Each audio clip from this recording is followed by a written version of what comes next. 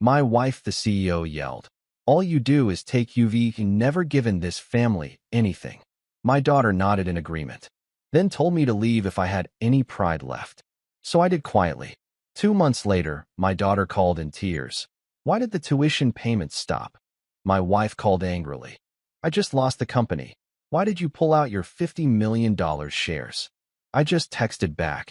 Thought I never gave this family anything. The chandeliers in our dining room cast the kind of light that cost more than most people's cars. Warm, diffused, expensive. I remember thinking that as I sat there, fork suspended halfway to my mouth, watching my wife's face transform into something I didn't recognize anymore. All you do is take, Victoria said, her voice cutting through the silence like a scalpel. You've never given this family anything. The room seemed to compress around those words. The air grew thick, heavy. I set my fork down carefully, the soft clink against the porcelain plate somehow obscenely loud. Our daughter, Emma, sat across from me. 22 years old, graduating from Yale next month. She was wearing the diamond earrings I'd given her for her birthday last year. The ones she'd cried over, saying they were the most thoughtful gift she'd ever received. The light caught them now as she nodded, slowly, deliberately, in agreement with her mother. That nod. God. That nod broke something in me that I didn't know could break. Dad? Emma said, her voice carrying that particular tone of disappointment that only children who've been given everything can perfect. If you had any pride left, you'd just leave. I looked at Victoria then. Really looked at her. CEO of Castellano Industries, her name on the Forbes list, her face on magazine covers. She was beautiful still, 53, and could pass for 40. The kind of woman who commands boardrooms and turns heads at charity galas. She looked at me like I was a stain on her expensive upholstery. Well, Victoria prompted, one perfectly manicured finger tapping against her wine glass. Chateau Margaux, $800 a bottle. I knew because I'd ordered it for tonight's dinner. Because it was her favorite. Because I'd thought. It doesn't matter what I'd thought. Okay, I said quietly. Victoria blinked. What? Okay, I repeated. I'll leave. I stood up. The chair scraped against the hardwood. Brazilian cherry, installed 2 years ago after Victoria complained the old floors weren't elegant enough for someone of her stature. I'd handled the contractors, the timeline, the stress of having our home torn apart for 3 months. You're actually, Emma started, then stopped. For a moment, something flickered across her face.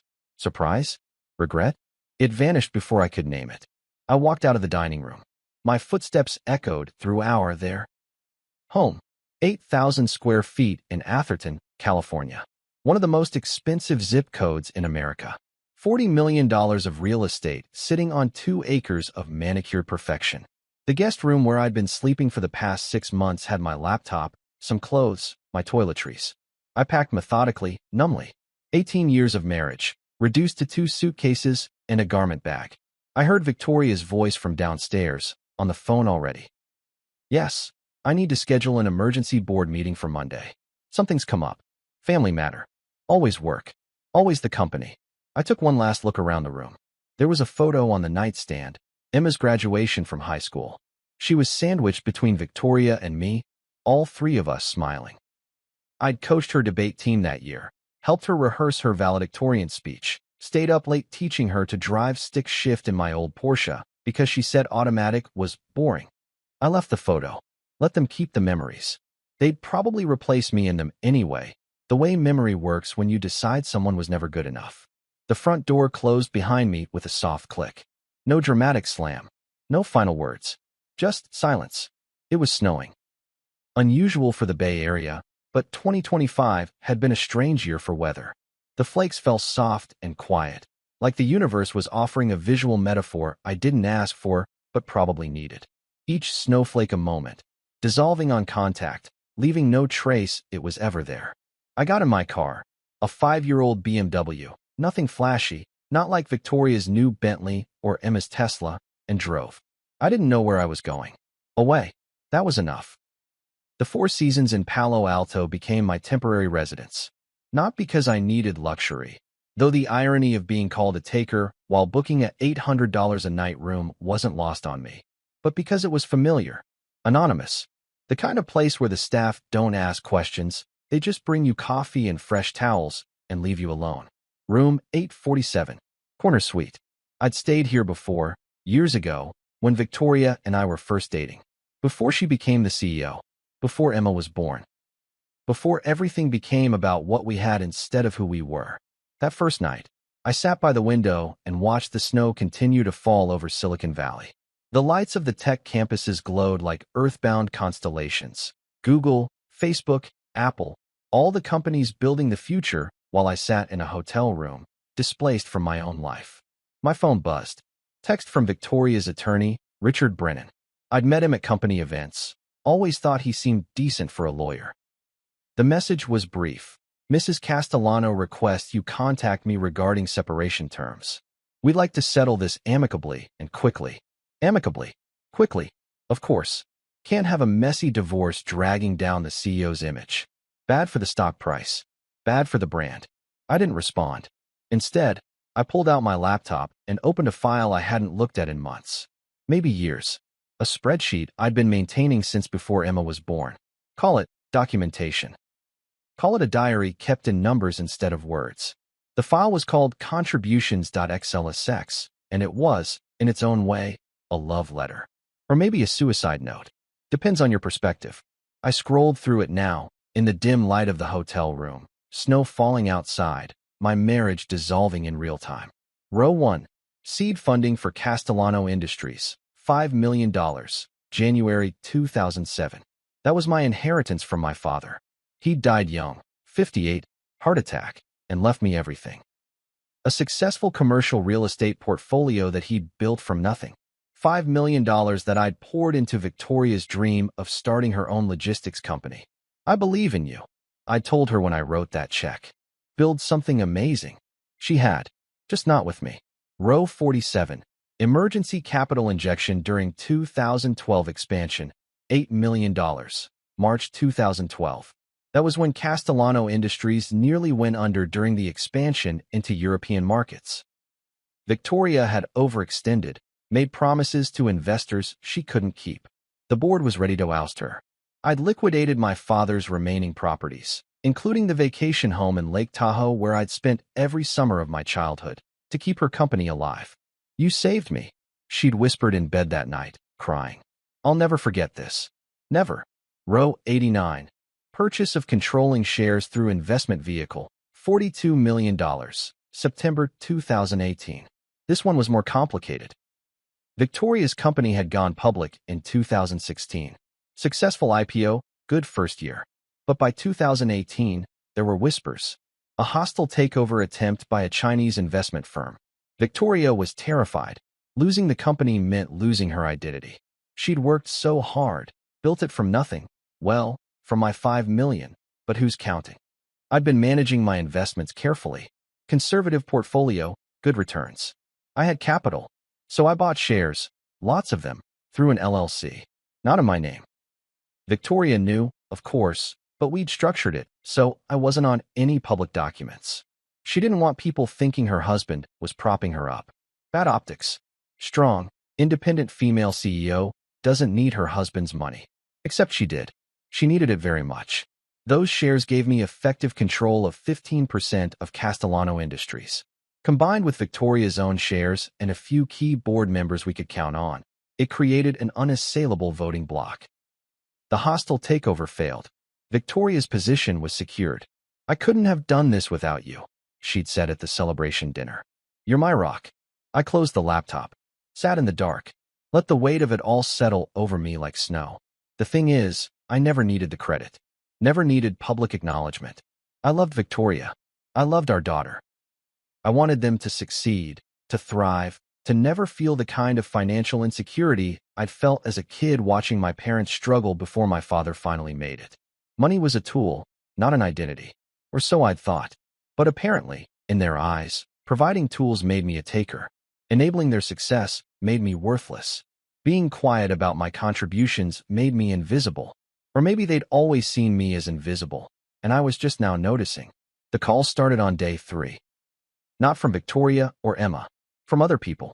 Michael Chun, my squash partner and one of Victoria's board members, called first. Hey man, heard about you and Vic. Sorry. Listen, purely business question. Are you planning to sell your shares? Because if you are, I have some buyers who'd be interested. Good terms. Very good terms. I told him I hadn't thought about it. Which was true. I hadn't thought about anything except the look on Emma's face when she nodded. That slow, deliberate nod. Barbara Kensington called next. She ran the nonprofit where both Victoria and I had been major donors. Or where I had been a major donor, channeled through Victoria's name for tax purposes, and because, again, optics. James, Barbara said, her voice dripping with carefully calibrated sympathy. I heard about your separation. I wanted to reach out personally because, well, Victoria has been such an important supporter of our work. I hope this won't affect her ability to continue her generous contributions. Victoria's generous contributions. Right. I'm sure Victoria will do what's right, I said, and hung up. My old friend Tom. We'd gone to Stanford together before I dropped out to help my father with his business when he got sick. Called on day 5. Dude, he said. I heard. This is insane. What the hell happened? Tom was safe. Tom had known me when I was broke, eating ramen, driving a car that barely started. Tom had been there when I met Victoria at a charity auction where I'd volunteered as a waiter to make extra cash. Tom knew the full story. They think I never gave them anything, I said. Silence on the line. Then they what? Victoria said I only take. Emma agreed. So I left. James. Man. Come on. Everyone knows you basically funded. No one knows, Tom. That was the point. Victoria didn't want anyone to know. The strong, self-made CEO narrative doesn't work if people know her husband bankrolled the whole operation. Then tell them. Show them. Jesus, you have documentation, right? You're not an idiot. I have documentation. So use it. This is insane. They can't just. They can, I said quietly. They did. Another silence. Longer this one. What are you going to do? Tom asked finally. I don't know yet. I lied. Because I did know. I knew exactly what I was going to do. I just wasn't ready to do it yet. There was a timing to these things. A rhythm. You don't deliver the punchline before setting up the joke. You don't reveal the truth before people have committed fully to the lie. Victoria called on day 7. Not to apologize. To negotiate. James, she said, her voice crisp and businesslike. CEO voice. Board meeting voice. We need to discuss the terms of our separation. Richard is ready to meet with your attorney. I don't have an attorney, I said. Pause. Why not? Haven't gotten around to it. James, don't be difficult. We're both adults. This doesn't need to be messy. I'm prepared to be generous. Generous. That word again. As if she was giving me something instead of taking everything. What did you have in mind? I asked. I've had Richard draw up a proposal. Community property division, standard spousal support terms, clean break. You'll be well taken care of. And Emma? Longer pause. What about Emma? I haven't heard from her. She's busy with finals. And she's upset, James. You left. You walked out on your family. The rewriting of history had begun. Already, I was the villain. The man who abandoned his wife and daughter. Not the man who was told to leave. Not the man whose daughter looked him in the eye and said he should go if he had any pride left. Right, I said. Finals. Look, James. Victoria's voice softened slightly. Negotiation tactic number 3 from her playbook. I'd seen her use it in board meetings. I know this is emotional. But let's be practical. You'll receive a fair settlement. You can move on with your life. We both can. What's fair? I asked. $2 million. The BMW. And I won't contest you taking some of the furniture from the house. Personal items. Within reason. $2 million. From a marriage to a woman worth north of $300 million. From a man who had given her every dollar that made her fortune possible. Generous indeed. I'll think about it, I said. James, don't drag this out. It's not good for anyone. Especially Emma. She's already stressed about graduation. She doesn't need her parents' divorce becoming some prolonged drama. How is her tuition? I asked suddenly. What? Emma's tuition. Last semester at Yale. That's paid up, right? Of course it's paid. Why would you owe? You've been paying that, haven't you? Your account. Has been for 4 years. Full tuition, room, board allowance. About $320,000 total. Silence on the line. I could almost hear her recalculating, adjusting her mental spreadsheet of what I'd contributed versus what I'd taken. but not quite reaching the truth. Not yet. Well, Victoria said finally. That's part of being a parent. It doesn't entitle you to. I'm not asking for entitlement. I interrupted, my voice still quiet. Still calm. Just making sure you knew. In case the payments need to come from somewhere else now. Are you threatening to stop paying our daughter's tuition? Victoria's voice went sharp. Dangerous. I'm not threatening anything. I'm just asking if you knew where the money was coming from. Because Emma seemed to think I never gave this family anything. Want to make sure she understands what nothing actually looks like. I hung up. My hands were shaking. Not from anger. From something else. Something that felt like the first crack in a dam that had been holding back a flood for 18 years. Tom showed up at my hotel room on day 10 with a bottle of whiskey and a folder full of papers. Okay, he said, pushing past me into the suite. I couldn't sleep. This whole thing has been driving me crazy. So I did some digging. Tom, shut up and listen. I called in some favors. Looked into some public filings. Did you know that Castellano Industries is actually in trouble? I blinked. What kind of trouble? Financial trouble. The kind where they're about to miss payroll trouble. The kind where their Q4 numbers are going to be a disaster and the board doesn't know yet trouble. He spread the papers on the coffee table. SEC filings. Quarterly reports. Financial statements that required a forensic accountant to fully understand but were clearly showing a company in distress. Victoria's European expansion was a disaster, Tom explained. Brexit complications, supply chain issues, some bad contracts with manufacturers in Italy that locked them into terrible terms. She's been hiding it with creative accounting and using reserve capital, but the reserves are gone. She needs an injection of about $50 million or the company is going to crater. $50 million. The exact amount I had in shares. She's going to ask you to sell them back to her, Tom said, looking at me. Or maybe force you to. That's what this divorce is really about, isn't it? Getting you out before you figure out how much leverage you actually have. I sat down slowly. The pieces were clicking together in my mind like a puzzle I'd been trying to solve without knowing what the final picture looked like.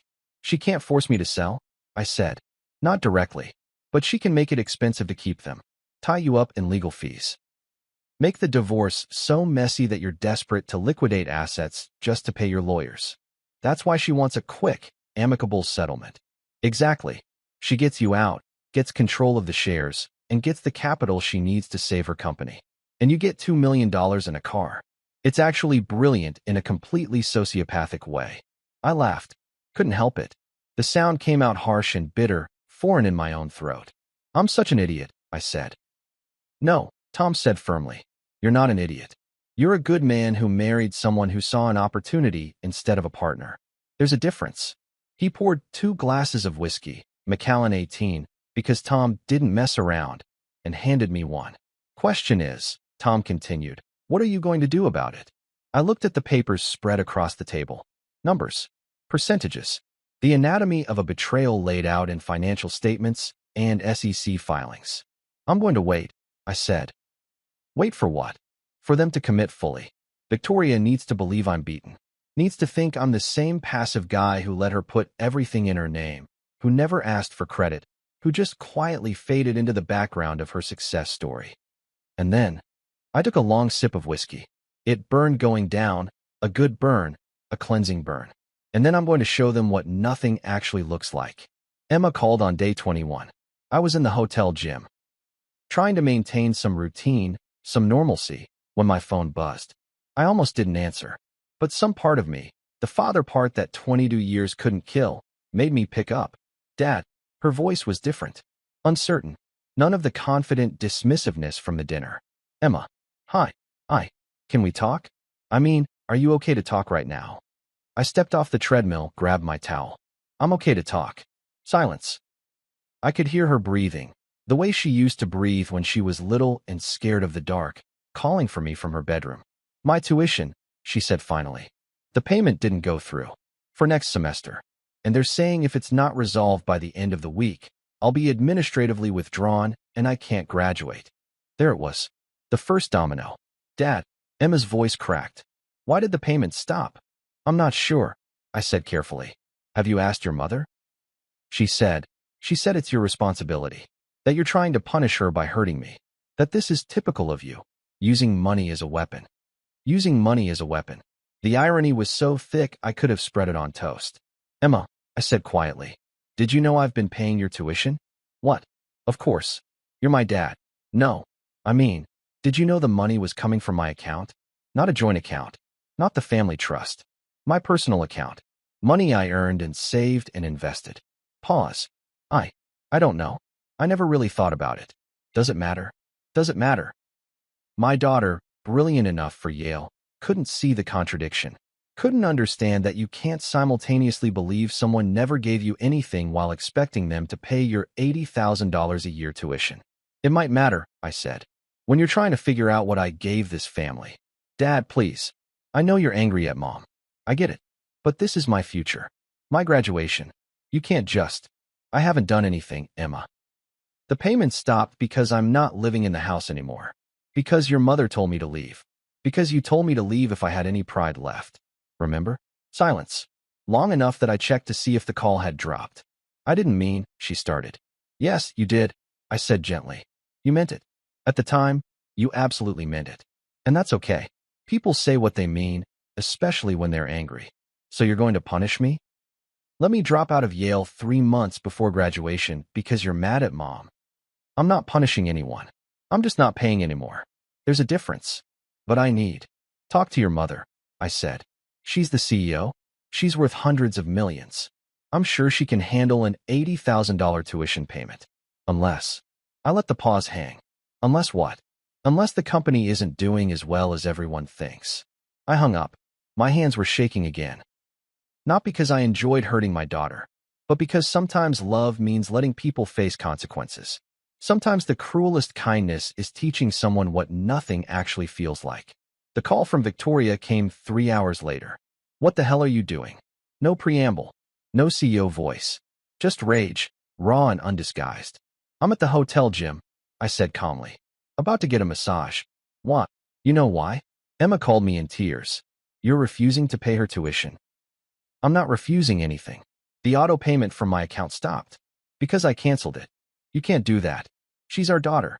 She's your daughter who thinks I never gave this family anything. I'm just respecting her assessment. James, this is childish. This is beneath you. Emma has nothing to do with our problems. Then you pay it. What? You heard me. You pay it. You're her mother. You're the successful CEO. You have the money. Pay your daughter's tuition. That's always been your responsibility. Why? I asked, genuinely curious. Why was that my responsibility specifically? We never discussed it. You never asked. I just started paying when she got accepted, and you never questioned it. Never said thank you, actually. Never acknowledged it at all. It was just expected. Because you're her father, and you're her mother, and you're worth $300 million. And I'm the man who never gave this family anything. So it shouldn't matter if I pay or not, right? Since I never contributed anyway. James. Victoria's voice dropped. Negotiation tactic number 5. The reasonable adult dealing with an unreasonable child. I understand you're hurt. I do. Maybe I was harsh at dinner. Maybe we both said things we didn't mean. But Emma shouldn't suffer because her parents are having problems. Agreed, I said. So you should pay her tuition. The company is going through some cash flow issues right now. You know how business is. Tight quarters. I don't have $80,000 liquid at the moment. There it was. The truth, slipping through the cracks in her armor. Cash flow issues, I repeated. That's interesting. Should I be worried about my shares? The silence on the other end was deafening. Your shares? Victoria's voice was careful now. My $42 million in Castellano Industries shares. The 15% of the company I own through my LLC. Should I be concerned? Because if the company is having cash flow issues serious enough that you can't spare $80,000 for Emma, maybe I should liquidate. Protect my investment. You can't do that. She wasn't even pretending anymore. You sell that much stock and it'll tank the share price. The board will panic. Investors will flee. So you do need my money. Interesting. And here I thought I never gave this family anything. James, please, don't do this. Whatever issues we have, the company employs 2,000 people. Families depend on those jobs. You can't destroy all of that because you're angry with me. I'm not destroying anything, I said quietly. I'm just considering protecting my assets during a divorce. Pretty standard, actually. My lawyer would recommend it. You don't have a lawyer. Not yet. but I'm thinking about it. Tom recommended someone. A real bulldog, apparently. Specializes in high-net-worth divorces. Makes sure husbands don't get taken advantage of. I could hear her breathing change. Could picture her in her office, that corner suite with the view of the bay, hand pressed against her temple because a migraine was forming. She always got migraines when things didn't go according to plan. "What do you want?" she asked finally. "I don't want anything," I said honestly. "I just want to be left alone. And I want to stop paying for a life I'm not part of anymore." That seems fair, doesn't it? If Emma drops out, she won't drop out. You'll pay her tuition. You'll find the money somewhere. You're resourceful. You're brilliant. You build a company from nothing, right? $80,000 should be easy. I hung up before she could respond. The massage therapist found me in the relaxation room 30 minutes later, staring at my phone, wondering if I was becoming the villain in this story or if I'd always been one and just never noticed. Day 28 brought a new voice into the symphony of my dissolution. Marcus Webb, CFO of Castellano Industries. We'd met a dozen times at company events, had shared small talk about golf and weather and the Giants' terrible season. Nice guy? Numbers guy? Not the kind to get involved in personal drama unless the personal drama was affecting the numbers. "James," he said when I answered, "I hope I'm not catching you at a bad time. I'm at a hotel in Palo Alto with nothing but time." "What can I do for you, Marcus?" "It's delicate. I probably shouldn't even be making this call. But," he paused, "can we meet? In person? There are things you should know." We met at a coffee shop in Los Altos, far enough from the Castellano Industries offices that there was no chance of anyone seeing us. Marcus looked tired. The kind of tired that comes from trying to make numbers work when the numbers fundamentally don't want to cooperate. "You know," he said, stirring his coffee, "Victoria is going to kill me for this." "Then why do it?" "Because I like you. Because what's happening isn't right. And because," he set down his spoon, "because I have daughters. And if I ever treated my wife the way Victoria has treated you, I'd hope someone would have the balls to tell her the truth." He slid a folder across the table. Plain manila. Innocent looking. The kind of folder that changes lives. "What is this?" I asked. "The real financial picture of Castellano Industries. Not the sanitized version for the board. Not the creative accounting we've been using to make the quarterlies look better than they are. The truth." I opened it. Spreadsheets. Financial models. Projections that went from bad to catastrophic over the next 6 months. "Jesus," I whispered. "Yeah, the European expansion was a disaster. Victoria made promises we couldn't keep, signed contracts we couldn't honor. We're hemorrhaging money. The only thing keeping us afloat right now is reserve capital and some very creative payment deferrals." "How bad?" "Without an immediate capital injection of $50 to $70 million, we're going to have to announce layoffs by Q2. Maybe even file for bankruptcy protection by year's end." I looked up at him. 50 to 70 million. Give or take. Your shares, if liquidated at current market value, would be worth about 52 million. Which is why Victoria is so desperate to get them. She wants me to sell them back to the company. Not sell. Donate. Or have them transferred as part of the divorce settlement. She's been working with Richard to structure it so you come out of this with minimal financial compensation and she retains full control of the shares. That's fraud. It's creative lawyering. And it would work if you didn't have good representation. Which you don't. Yet. I closed the folder. "Why are you telling me this?" Marcus took a long sip of his coffee. 2 reasons. 1, because it's wrong. You've been a silent partner in this company's success from the beginning. Everyone in leadership knows it, even if we don't talk about it. You deserve better than being erased from the narrative while Victoria plays the self-made woman card. And the second reason? Because if you liquidate those shares, it destroys the company. 2,000 jobs gone, including mine. And I have 3 kids in college. He smiled grimly. So this is self-interest wrapped in a morality tale. You're asking me not to sell. I'm asking you to be strategic. You have leverage. Real leverage. Use it. But don't destroy everything out of spite. There's a path here where you get what you're owed and the company survives. What path? That's between you and Victoria. And probably her lawyers. And definitely your lawyers, once you hire some. But James? He stood up, put on his coat. Whatever you decide to do it soon. The clock is ticking. And Victoria is getting desperate. Desperate people make bad choices. He left me there with the folder and a coffee that had gone cold. I sat for a long time, watching people come and go. Young couples sharing pastries. Students hunched over laptops. Retirees reading newspapers. All of them living lives that made sense, that had clear boundaries between right and wrong, mine and yours, love and betrayal. My phone buzzed. Text from Tom. Hired you a lawyer. Best in the business. Meet her tomorrow at 10. Don't argue. You need this. I texted back. Thanks. Then I opened the folder again and started reading. Really reading. Understanding for the first time the full scope of what I'd built and what I was about to tear down. Catherine Price's office was in San Francisco, top floor of a building in the financial district with views that cost more per square foot than most people's homes. She was 50-something, silver-haired, with the kind of sharp eyes that missed nothing and the kind of reputation that made opposing counsel nervous. Tom speaks highly of you, she said, shaking my hand. Which is rare for Tom. He usually thinks everyone is an idiot. That's accurate, I agreed. She gestured to a chair. Her office was elegant, but not ostentatious. Law books, modern art, a photo of 2 teenage boys on her desk. So, Catherine said, sitting across from me, tell me everything. And I mean everything. Don't leave out details because you think they're not important or because they're embarrassing. I can't help you if I don't know the full story. I told her. Started with the dinner, the accusations, Emma's nod. Then backtracked to the beginning. Meeting Victoria, the early years, the seed funding, every capital injection, every quiet save when the company was struggling. Catherine took notes. Didn't interrupt. Just listened with that particular intensity that good lawyers have, the kind that makes you feel heard and terrified simultaneously. When I finished, she set down her pen. Okay, she said. First, the good news. You have excellent documentation. This spreadsheet of contributions is admissible and damning. The LLC structure for your shares is clean and well documented.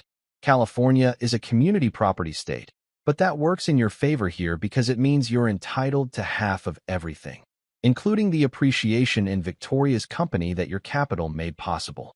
And the bad news?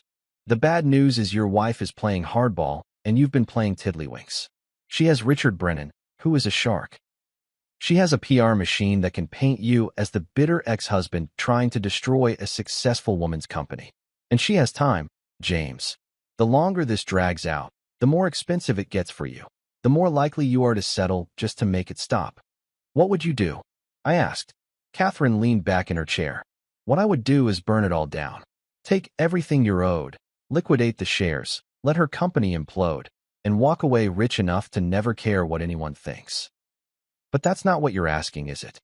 No, you're asking what you should do, which is a different question.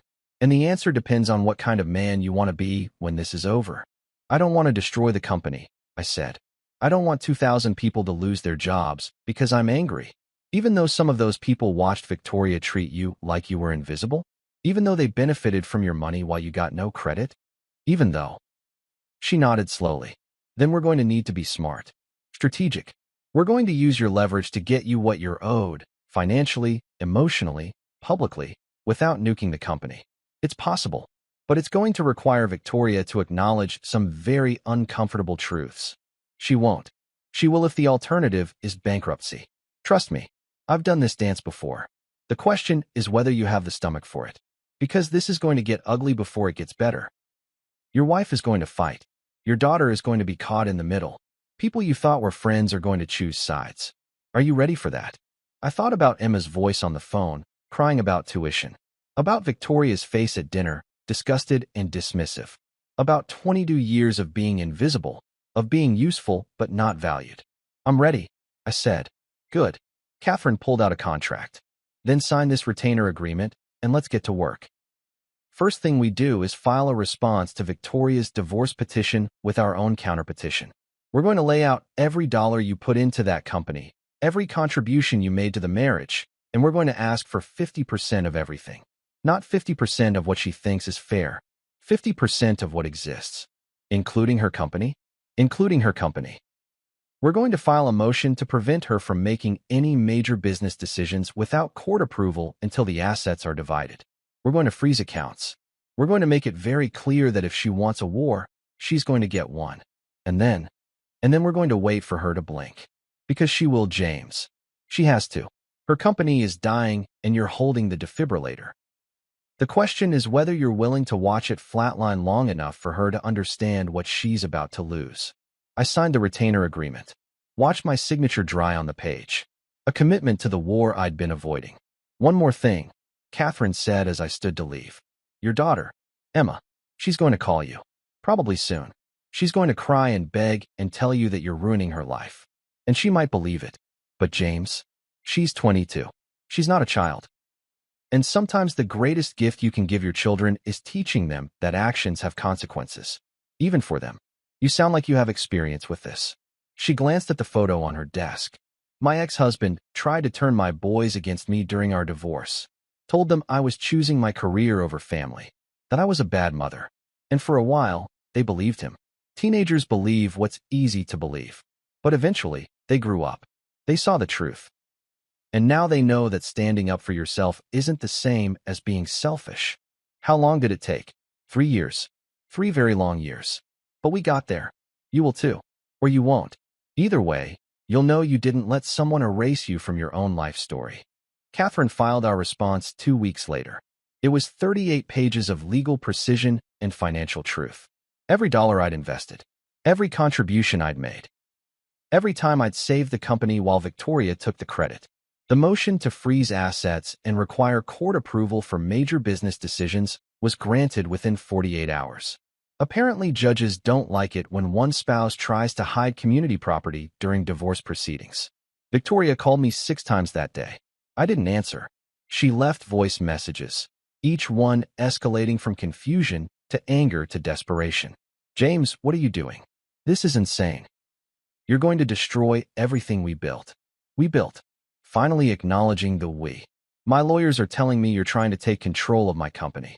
You can't do that. That's my life's work. Her life's work. Built with my money. Please call me back. We need to talk about this. We can work something out. Don't do this through lawyers. Now she wants to talk. Now that the knife is at her throat. I texted her back. Just one line. Talk to Catherine. She speaks for me now. Emma called that night. 2 a.m. I was awake, staring at the ceiling of my hotel room, wondering if I was doing the right thing or if I was becoming the monster they'd accused me of being. Dad. Her voice was small, young. The way she sounded when she was 7 and had a nightmare. Emma. It's late. I know. I'm sorry. I needed to talk to you. Mom's been crying for 3 days. She says you're trying to take everything. That you're going to destroy the company. That she's going to lose everything she's worked for. Is that what she told you? Yes. And Dad, I get that you're mad at her. I get that maybe we were harsh at dinner. But this is too much. You're going to ruin thousands of lives because your feelings are hurt. Emma, has your mother explained why I filed the counterpetition? She said you're being greedy. That you want money that isn't yours. That you're trying to claim you built the company when everyone knows she did. Everyone knows. The narrative was set. Victoria the genius. Victoria the self-made success. And me? I was just the bitter ex-husband trying to steal her thunder. Emma, I said carefully. Do you know how much money I've put into your mother's company over the years? I don't know. Some. But that's what husbands do, right? They support their wives. I've invested $55 million. Starting with $5 million in seed funding when she had nothing but a business plan. Then $8 million when the company nearly went bankrupt during the European expansion. Then $42 million in shares to prevent a hostile takeover. Silence. Emma, did you hear me? That's not. Mom said she built the company herself. That she bootstrapped it. From nothing. She built it from $5 million of my inheritance. Money my father left me when he died. Money I gave her because I believed in her dream. But Emma's voice was confused now, uncertain. Why didn't she tell me that? Because it didn't fit the story. The powerful female CEO story. The self-made success story. Having a husband who bankrolled everything isn't inspiring. It's embarrassing. So you're mad because you didn't get credit? No. I'm mad because you and your mother looked me in the eye and told me I never gave this family anything. Because I was erased from my own life story. Because when I tried to leave quietly, your mother tried to take everything in the divorce while giving me nothing. She offered you $2 million from a marriage where I contributed $55 million. Emma, Can you do the math on that? Can you see why that might be insulting? More silence. I could hear her breathing, could imagine her in her dorm room at Yale, phone pressed to her ear, worldview cracking. I didn't know, she said finally, quietly. I know you didn't. Why didn't you tell us? Why did you let Mom take all the credit? Because I loved her. Because I thought it didn't matter. Because I was stupid enough to believe that being valued in private was enough, even when I was invisible in public. Dad, I'm sorry. I'm so sorry. What I said at dinner, I didn't. You did. You meant it. At the time, you absolutely meant it. And that's the problem, Emma. You believed your mother's narrative so completely that you couldn't even see me standing right in front of you. She was crying now. Full sobs. What do you want me to do? Nothing. This isn't about you. This is between your mother and me. But the company will survive or it won't. That's up to your mother. I'm just making sure that if it survives, I'm not written out of the story of how it did. Can we meet? Emma asked. Please? I want to see you. I want to understand. Maybe, I said. When things settle? When you've had time to process. But Emma, I need you to understand something. I love you. I will always love you. But I'm not going to let you treat me like I'm worthless just because your mother convinced you I am. You're an adult now. You get to choose whether you believe the story you've been told or whether you want to know the truth. I hung up before she could respond. My hands were shaking again. This time, I let them. Sometimes you have to let yourself fall apart before you can put yourself back together. The deposition took place in Catherine's conference room. Victoria, Richard Brennan, 2 associates, Catherine, me, and a court reporter. The room was too cold, the coffee was terrible, and the tension was thick enough to cut with a knife. Victoria wouldn't look at me. She was wearing her power suit, navy Armani, pearls, hair perfect, CEO armor. But there were cracks in the facade, shadows under her eyes, a tension in her jaw that spoke to sleepless nights. Richard started. My client is prepared to increase the settlement offer to $5 million in cash and assets. We believe this is more than generous given the circumstances. Catherine didn't even blink. My client is prepared to accept 50% of all marital assets, including his full share of Castellano Industries stock, valued at current market rates. That's $52 million worth of shares, Richard said. If Mr. Castellano liquidates, it will destroy the company. Then perhaps the company shouldn't be destroyed by my client exercising his legal right to his own property, Catherine replied. Or perhaps Mrs. Castellano should have considered the consequences before she decided to erase her husband's contributions from the narrative. This is extortion, Richard said. This is community property law. I can cite the specific statutes if you'd like. Victoria finally spoke. James, please. Can we talk? Just us? Without the lawyers? Catherine put a hand on my arm. Not advisable. But I nodded. 5 minutes. We stepped out onto the balcony. 40 stories up, San Francisco spread out below us like a circuit board. Beautiful and impersonal and cold. I'm sorry, Victoria said. Is that what you want to hear? I'm sorry. I was wrong. At dinner, I was stressed and angry and I took it out on you. But James, you can't destroy everything because I said some things I didn't mean. Did you mean them? I asked. Or did you mean them at the time and now you're sorry because it's costing you? She flinched. That's not fair. Fair? Victoria, you told me I never gave this family anything. Your company exists because of my money. Your position exists because of my capital. Your success story is built on my investment. And you not only took credit for all of it, you convinced our daughter that I was worthless. I never told Emma you were worthless. You didn't have to. You showed her. Every time you introduced yourself as a self-made CEO.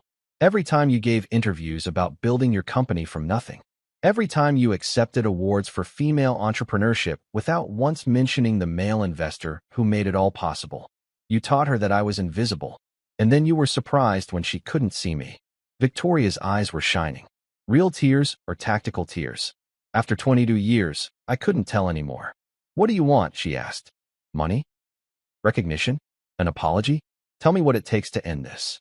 I want the truth, I said. Public truth. I want you to hold a press conference.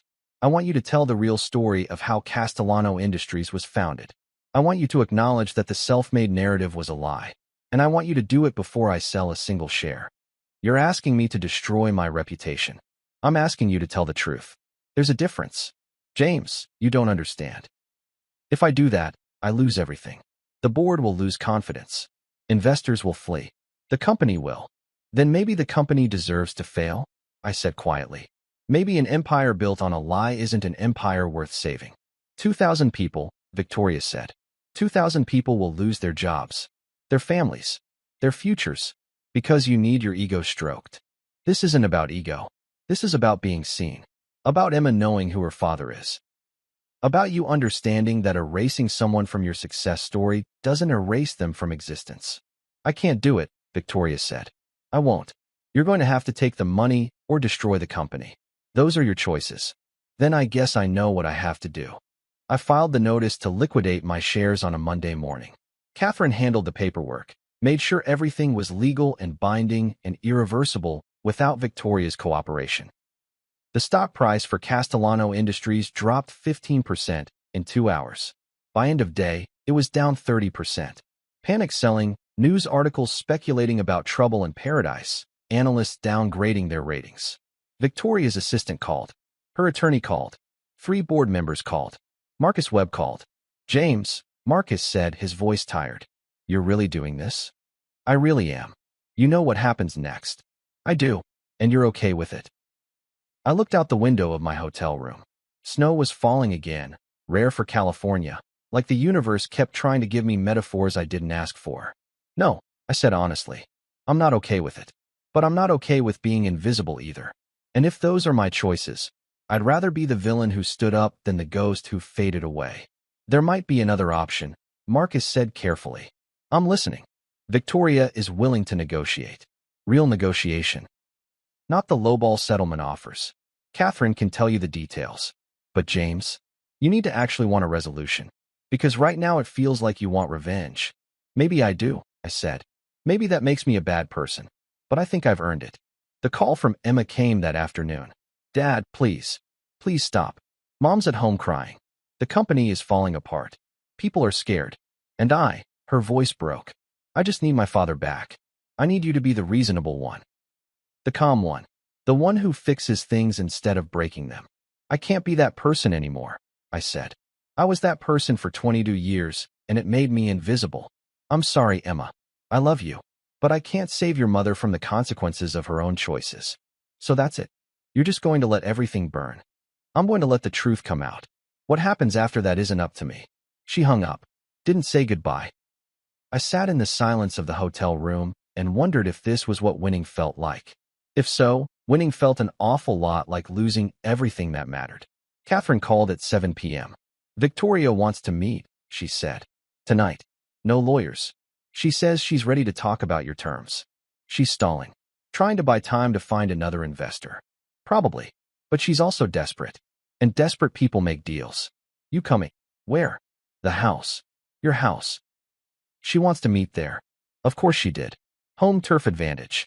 Surrounded by everything we'd built together. Every memory, every photograph, every piece of furniture I'd paid for. I'll be there in an hour, I said. Driving through the gates of my own home felt surreal. The house was lit up like always, every window glowing warm and golden. The kind of house people dream about owning. The kind of house that looks like happiness from the outside. Victoria answered the door herself. No staff. No Emma. Just her, looking smaller somehow without her CEO armor. Wearing jeans and a sweater, no makeup, hair pulled back. She looked like the woman I'd married instead of the woman I'd divorced. Thank you for coming, she said. I didn't come to reconcile, I said immediately. Catherine made that clear. She did. But I wanted to talk anyway. Not negotiate. Just talk. Is that okay? I followed her to the living room. She'd made tea.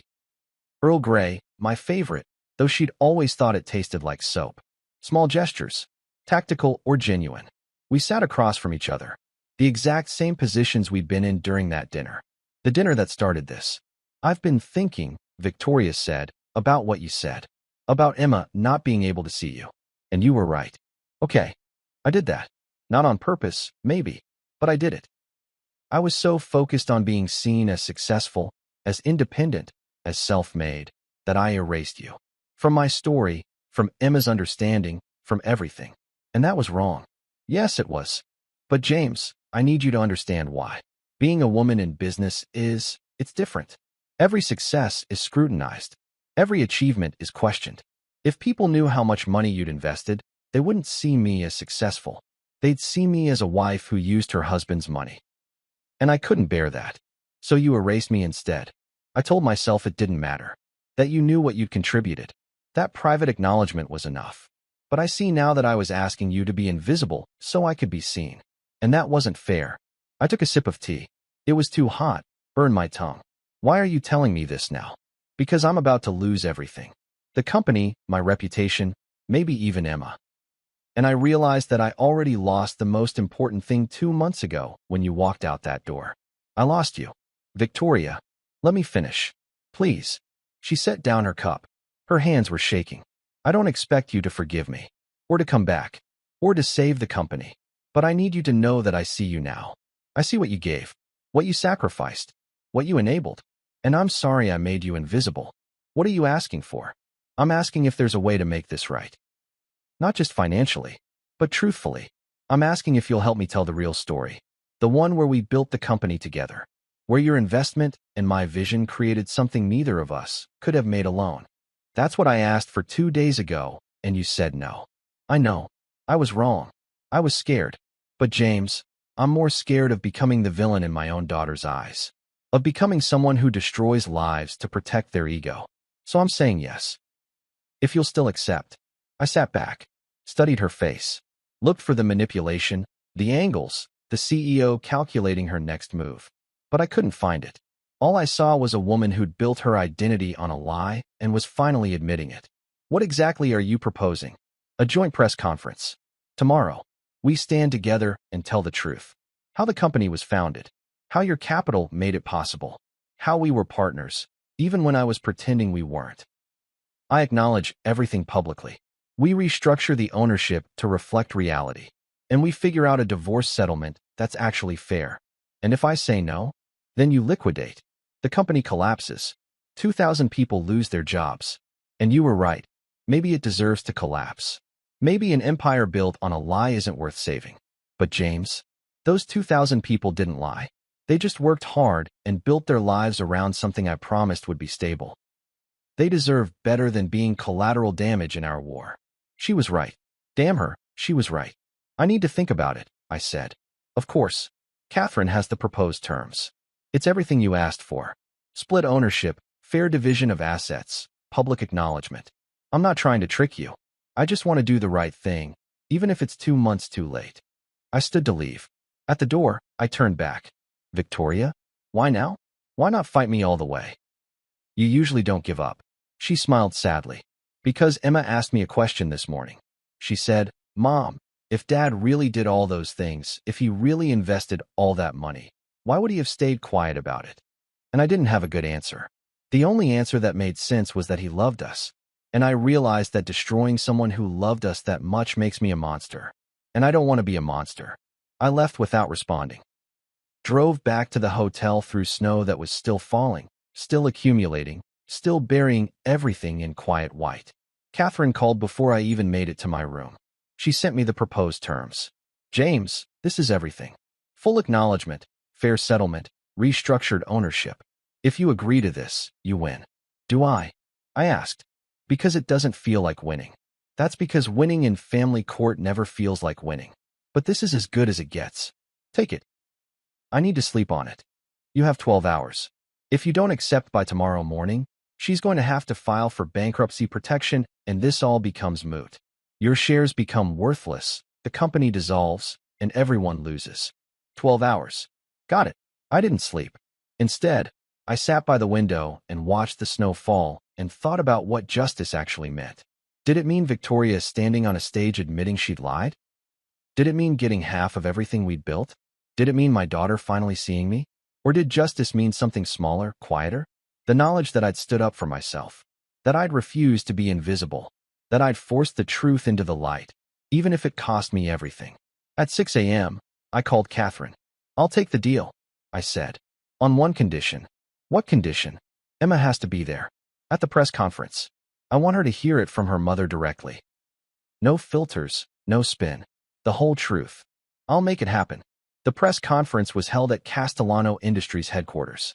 Large conference room, rows of reporters, cameras everywhere. Victoria's PR team had pitched it as a major announcement regarding company structure and leadership.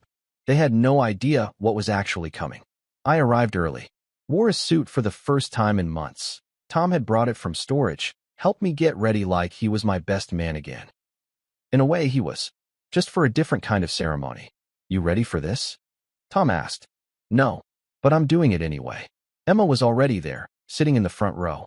She saw me, and her face crumpled. Started to stand, then sat back down. Uncertain. My daughter, uncertain about whether her father wanted to see her. I walked over. Hi, sweetheart. Dad. She stood, hesitated, then hugged me. Hard. I'm so sorry. For everything. I didn't know. I should have known, but I didn't, and I'm sorry. We'll talk after, I said gently. Right now, just listen. Okay. She nodded, wiping her eyes. Victoria came out with Catherine. We'd agreed on the format. Victoria would speak first, laying out the true history of the company. Then I would answer questions. We'd do it together, standing side by side, for the first and last time in our professional lives. The reporters settled. Cameras focused. This was being live-streamed to the company, to investors, to anyone who cared about Castellano Industries and its CEO. Victoria stepped to the podium. She looked directly at the cameras, no notes, no teleprompter. Thank you for coming, she said. I've called this press conference because I need to correct a narrative that I've been telling for 18 years. A narrative about how Castellano Industries was founded, how it grew, and who made that growth possible. The room was silent. Waiting. I've always said I built this company from nothing, that I bootstrapped it, fought for every dollar, carved out my success through vision and determination alone. That narrative has been repeated in articles, interviews, award speeches. It's the foundation of my reputation as a female entrepreneur. And it's a lie. Murmurs in the room. Cameras clicking. Reporters leaning forward. Castellano Industries was founded with $5 million in seed capital.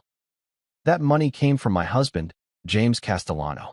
It was his inheritance from his father, who had worked his entire life to build a real estate portfolio and leave something for his son. James took that inheritance and gave it to me to start this company. She paused, took a breath. In 2012, when we were expanding into European markets and nearly went bankrupt, James liquidated his father's remaining properties, including a vacation home that had been in his family for 3 generations, to give me $8 million in emergency capital. That money saved the company and saved my position as CEO. Victoria's voice was steady, but I could see her hands gripping the podium. In 2018, when we faced a hostile takeover, James invested $42 million to purchase shares through an LLC. Those shares gave us the voting bloc we needed to fight off the takeover and secure the company's independence. To this day, James owns 15% of Castellano Industries. His capital has made him the second largest shareholder, though his name appears nowhere in our public documents. Emma was crying in the front row, silent tears streaming down her face. In total, my husband has invested $55 million into Castellano Industries, more than any venture capital firm, more than any angel investor. He has been the company's most significant financial partner from the very beginning. And I have systematically erased him from every story I've told about our success. Victoria looked directly at the camera. I did this because I was afraid. Afraid that if people knew the truth, they would see me as someone who used her husband's money instead of someone who built something from nothing. I was so attached to the narrative of the self-made woman that I made my husband invisible. And that was wrong. She turned to look at me. James, I'm sorry. I'm sorry for erasing you.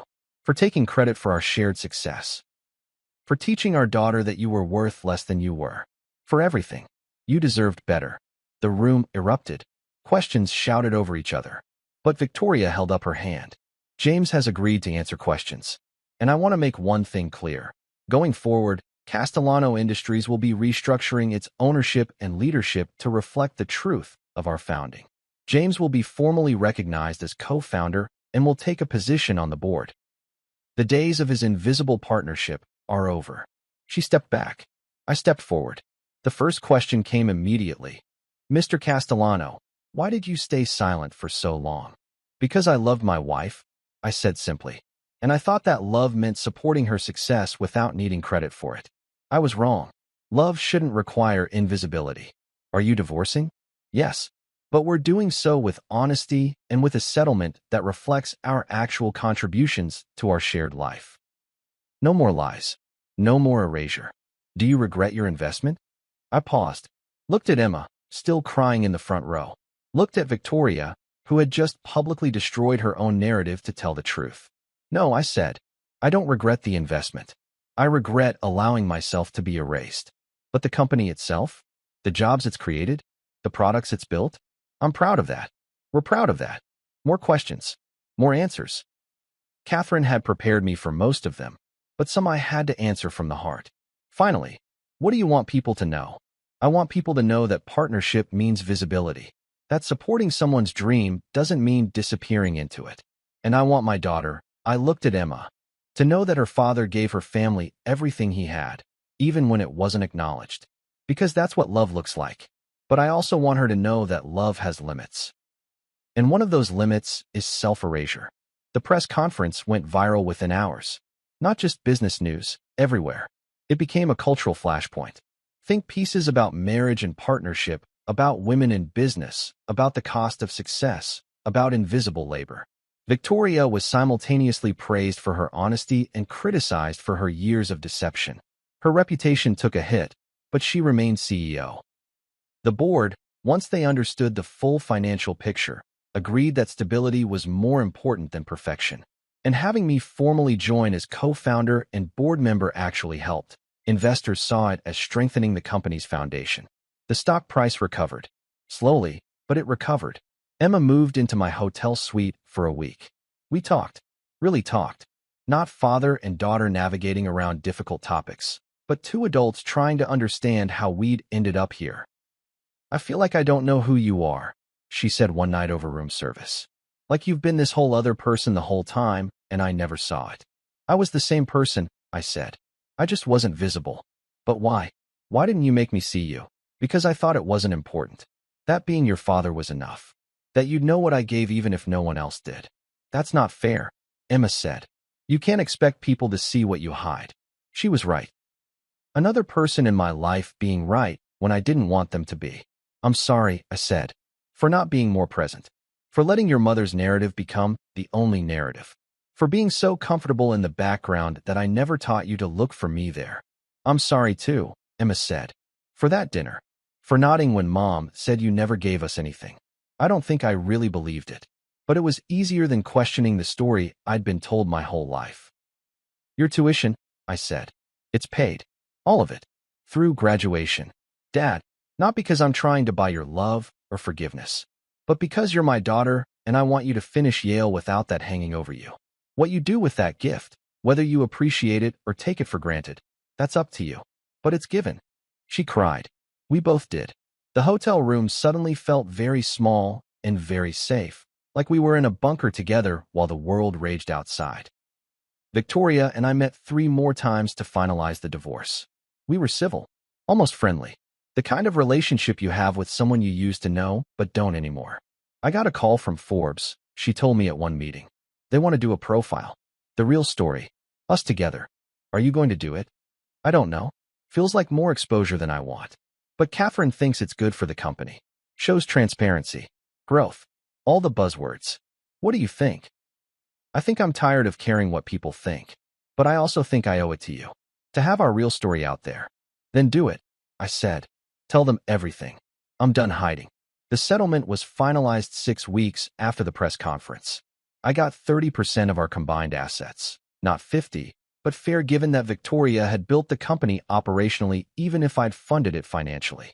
I retained my 15% ownership stake in Castellano Industries and my board seat. Victoria kept the house. I didn't want it anyway. Too many memories, too many ghosts. I bought a condo in San Francisco. Smaller. Simpler, with views of the bay and no history except what I'd make there. Emma graduated from Yale in May. Both Victoria and I attended, sitting 3 rows apart. She gave a speech, not valedictorian, but good enough. She thanked her mother for showing her that women could be powerful. She thanked her father for showing her that power wasn't the same as worth. I cried. Tom, sitting next to me, handed me a handkerchief and whispered, "You won." "Did I?" I asked. "You're visible. Your daughter sees you. Your ex-wife acknowledged you. You're financially secure." "Yeah, man. You won." Maybe he was right. It was November again. Almost a full year since the dinner that changed everything. I was sitting in my condo, looking out at the bay, when my phone rang. "Emma." "Hey, Dad. You busy?" "Never too busy for you." "What's up?" "I'm in the city. Can I come by?" She arrived an hour later with Thai food, my favorite, and a bottle of wine. We ate on the balcony, watching the fog roll in. "So," Emma said, "I've been thinking." "Dangerous." She laughed. "I want to write about it. About us. About what happened. Not for publication or anything. Just, I need to process it. And I wanted to ask if that was okay." "Of course it's okay. It's your story too." "That's the thing, though. I don't know what the story is. Like, what's the moral?" Dad stands up for himself. Mom learns humility. Daughter realizes her father exists. It all feels too neat. "Maybe there isn't a moral," I said. "Maybe it's just what happened. And we all learned things we needed to learn, even if it was painful." "Did you?" Emma asked. "Learn what you needed to learn." I thought about it. About the hotel room, and the snow, and the moment I decided to stop being invisible. About Catherine's office and the press conference, and watching my marriage end in real time. I learned that love without visibility isn't sustainable. I said that you can't sacrifice yourself to someone else's narrative and expect them to remember you were there. That sometimes the kindest thing you can do is show people what happens when you're not there to catch them. That's harsh. Is it? Or is it honest? Emma took a sip of wine. "Mom's dating someone. Did you know that?" I didn't. Good for her. He's an artist. Like, a painter. Super poor. She's funding his work. I laughed. Couldn't help it. Of course she is. The irony isn't lost on her. She said. Emma paused. She said she's learning to value invisible labor because she spent so long being supported by it without seeing it. That's growth. Are you dating? Not really. Been on a few dates. Nothing serious. I'm still figuring out who I am outside of being Victoria's husband. You were never just Victoria's husband. No, but I forgot that for a while. I let myself get so small that I couldn't remember being big. Emma reached across the table, took my hand. "Thank you," she said. "For what?" "For standing up. For teaching me that self-erasure isn't love. For showing me that people who ask you to be invisible don't deserve to see you." That's a hard lesson. Yeah, but important. We sat in comfortable silence, watching the city lights come on one by one.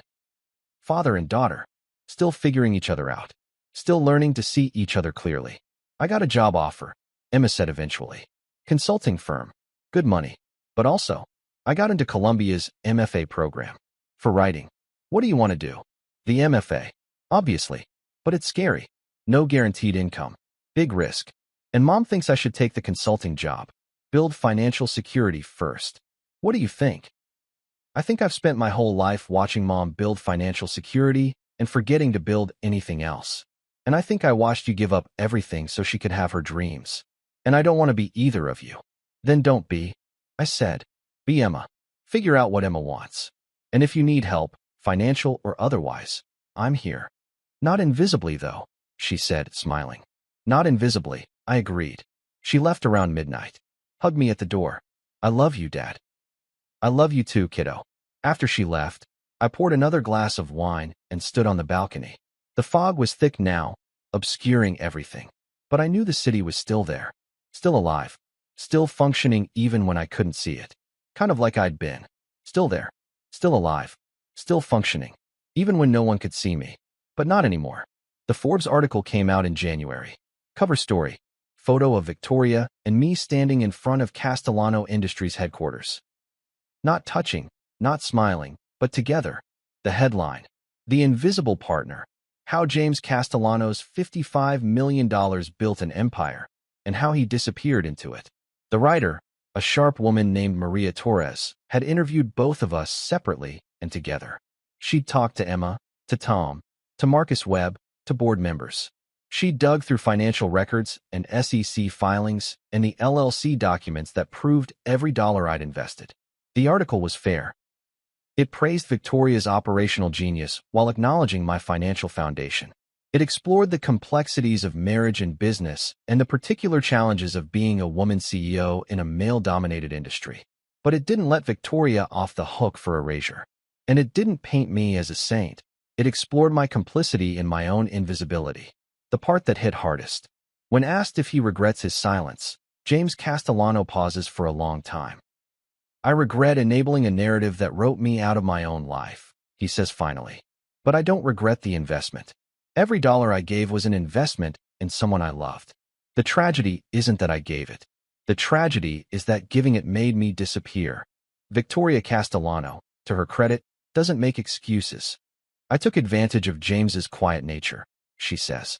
I let his invisibility serve my narrative, and I lost my husband because of it. That's a price I'll pay for the rest of my life. The article went viral.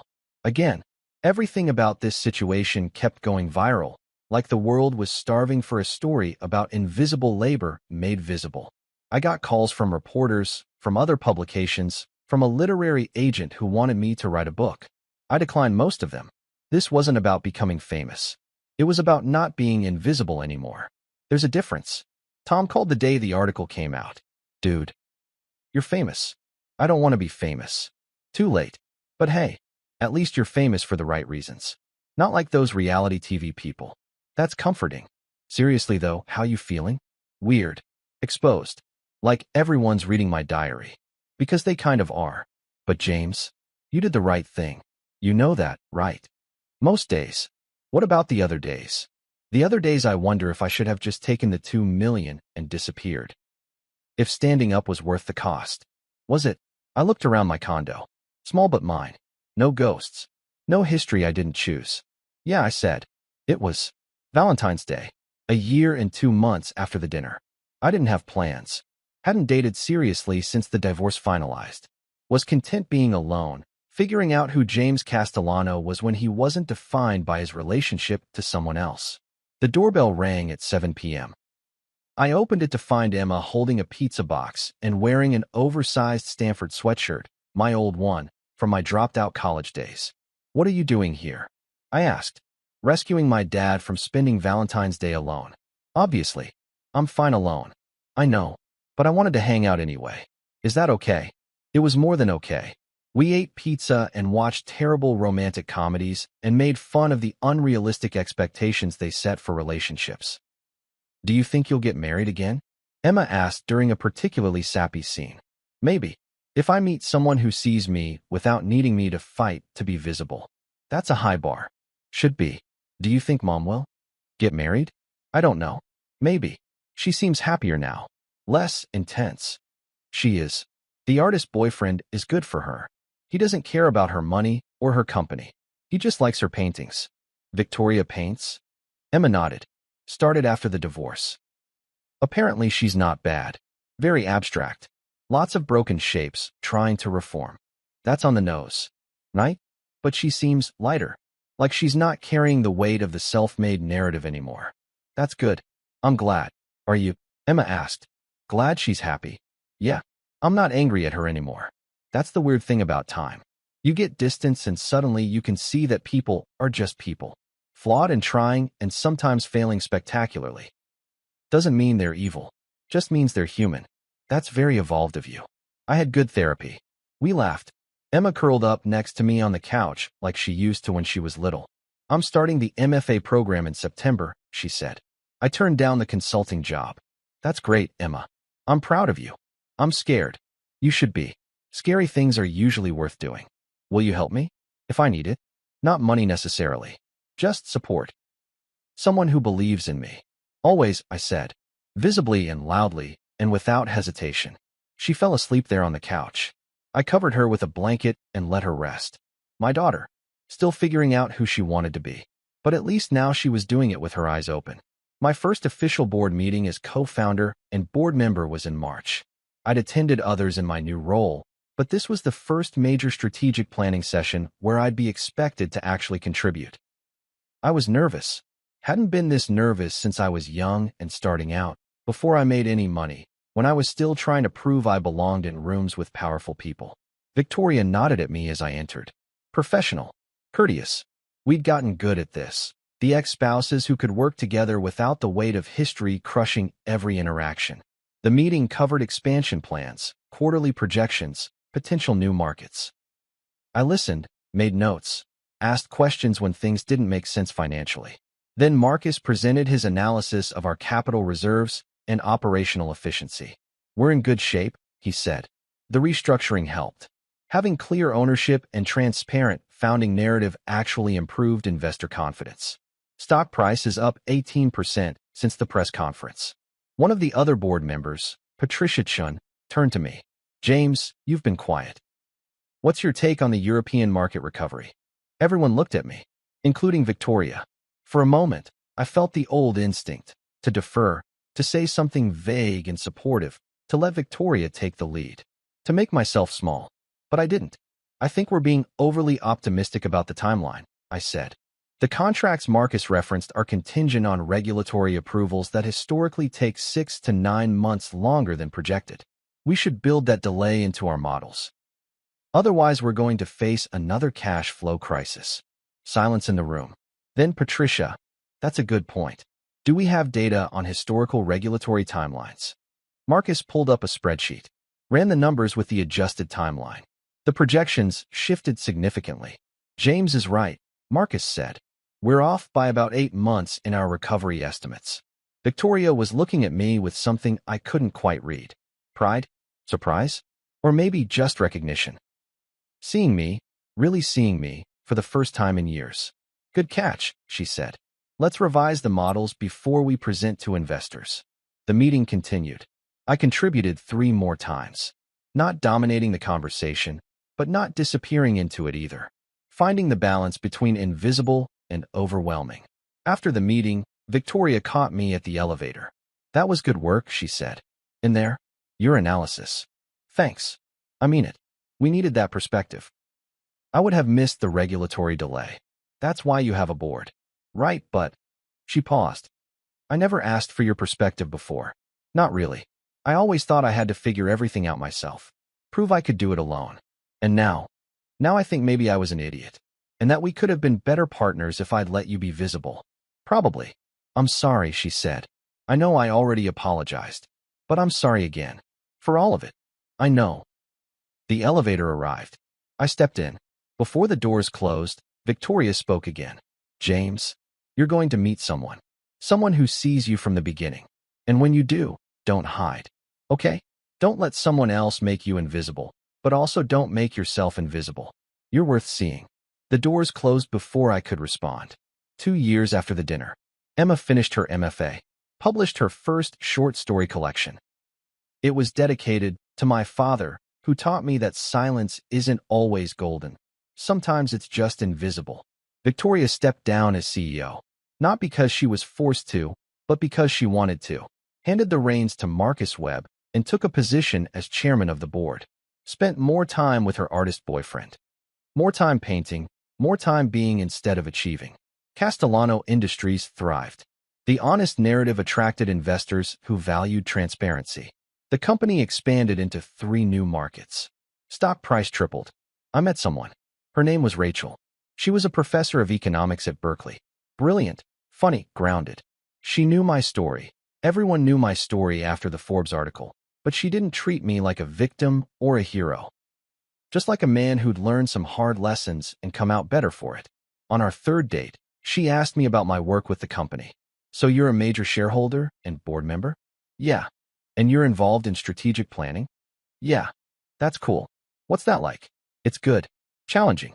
I'm learning that I'm actually decent at the business side when I'm not trying to hide that I know anything about business."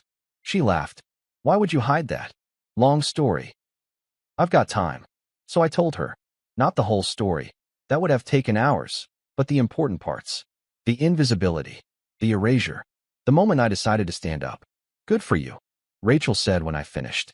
"I dated a guy once who wanted me to pretend to be less smart because it made him insecure. I broke up with him after 2 months. Life's too short to make yourself small for someone else's comfort." "Exactly. So," Rachel said, "what do you want? Like, in life? Now that you're visible and you've reclaimed your story and all that. What's next?" I thought about it. Really thought about it. "I want to build something new," I said. Not necessarily a company. Maybe just a life. A relationship. A future. Something where I'm present from the beginning.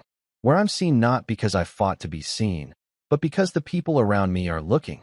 That's a good goal. What about you? I asked.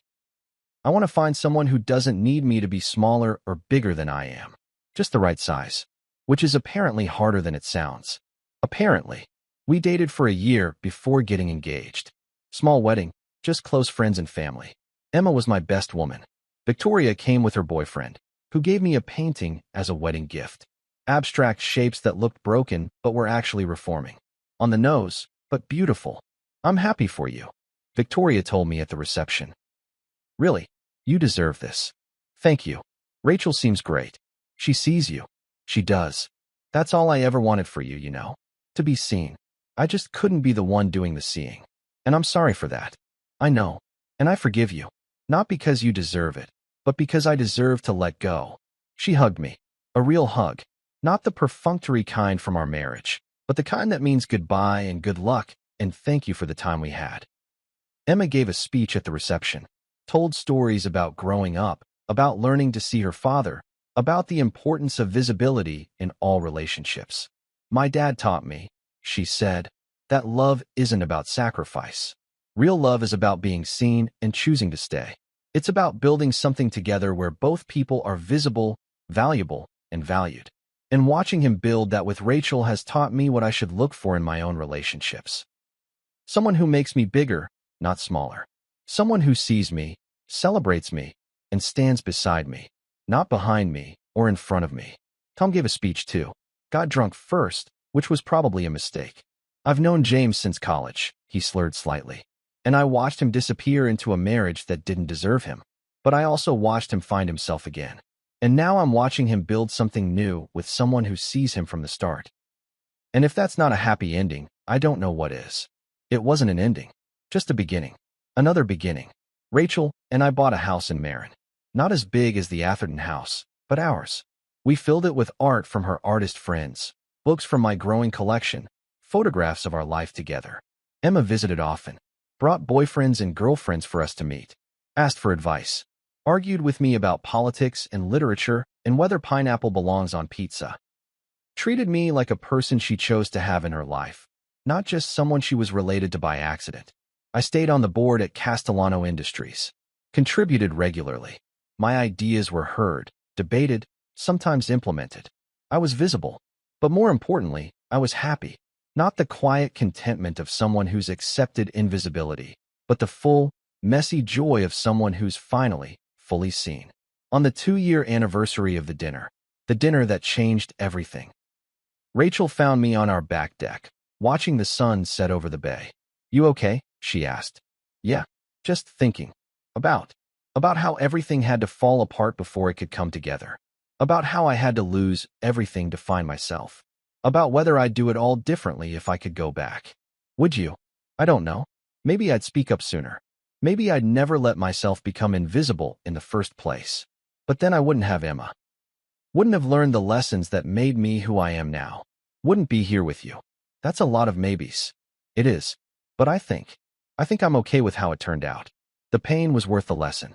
And the lesson was worth the growth. And the growth brought me here. To you. To this life. To being visible. Rachel took my hand. You're seen, she said. By me. By Emma. By everyone who matters. You're seen. I know, I said. Finally, I know. 3 years after the dinner, I got a text from Victoria late one night. Thought you should know, Marcus just closed the deal on the Asian expansion. $200 million contract. Company valuation hit $2 billion. Your shares are worth $300 million now. Thank you. For everything. For the beginning. For the fight. For forcing me to see you. None of this would exist without you. V. I showed the text to Rachel. That's a lot of money, she said. It is. How does it feel? Like vindication. Like acknowledgement. Like. I paused. Like it doesn't matter as much as I thought it would. Because I already have what I needed. Being seen isn't about money or credit or board seats. It's about knowing your own worth. And I know mine now. With or without Victoria's acknowledgement. Look at you, being all evolved. I laughed. Therapy. Lots and lots of therapy. I texted Victoria back. Congratulations. You earned it. We earned it. I'm proud of what we built, even if we couldn't stay together to enjoy it. Jay? Her reply was immediate. Me too. And James? I'm glad you're happy. Rachel is good for you. She sees you the way I should have. V. I put down my phone. Rachel had already fallen asleep next to me, book open on her chest.